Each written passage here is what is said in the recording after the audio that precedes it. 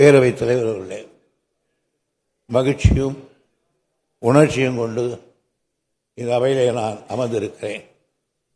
என்னைப் போலவே என்னுடைய கட்சியை சார்ந்த திராவிட முன்னேற்ற கழக உறுப்பினர் அனைவரும் மகிழ்ச்சியினுடைய சூழலில் இருக்கிறார்கள். எங்களை எல்லாம் வளர்த்து ஆளாக்கி அரசியலை இன்றளவும் நினைக்க வைக்கிற அளவுக்கு செய்தவர் எங்கள் தலைவர் கலைஞர் அவர்கள்.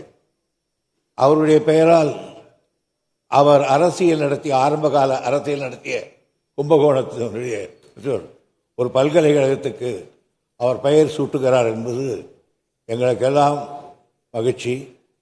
அதைவிட இந்த அவையில் பிரதான எதிர்க்கட்சியை தவிர அத்தனை பேர்களும் கட்சிக்காரர்கள் வரவேற்று பேசியதற்காக அவர்கள் அனைவருக்கும் நான் நன்றி தெரிவித்துக் கொள்கிறேன்.